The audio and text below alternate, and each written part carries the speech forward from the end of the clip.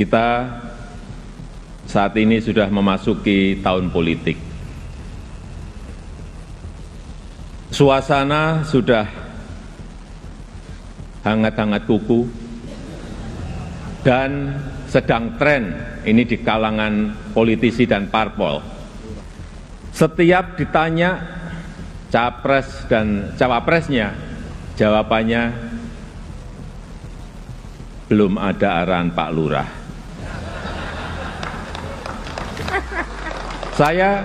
Saya sempat mikir, siapa ini Pak Lurah? Sedikit-sedikit kok Pak Lurah. Belakangan saya tahu yang dimaksud Pak Lurah ternyata saya. Ya, saya jawab saja, saya bukan lurah. Saya adalah Presiden Republik Indonesia. Ternyata Pak Lurah itu kode. Tapi perlu saya tegaskan, saya ini bukan ketua umum parpol, bukan ketua umum partai politik, bukan juga ketua koalisi partai. Dan sesuai ketentuan undang-undang, yang menentukan capres dan cawapres itu adalah partai politik dan koalisi partai politik.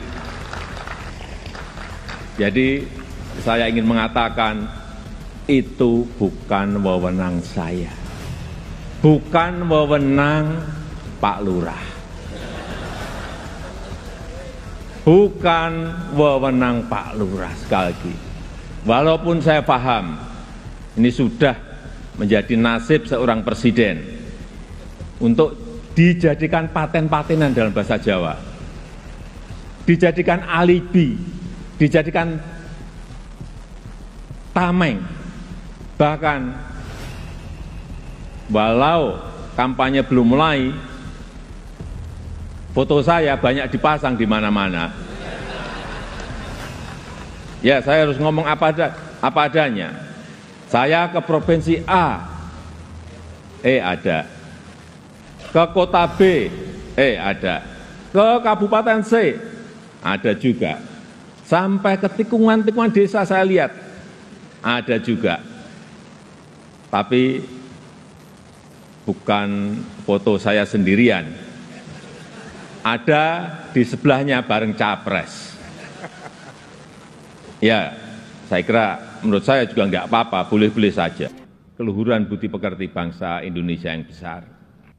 Cacian dan makian yang ada justru membangunkan nurani kita semua, nurani bangsa untuk bersatu menjaga moralitas ruang publik, bersatu menjaga mentalitas masyarakat, sehingga kita bisa tetap melangkah maju, menjalankan transformasi bangsa menuju Indonesia maju, menuju Indonesia emas 2045. Lembaga think tank Australia, Lowy Institute, menyebut Indonesia sebagai middle power in Asia.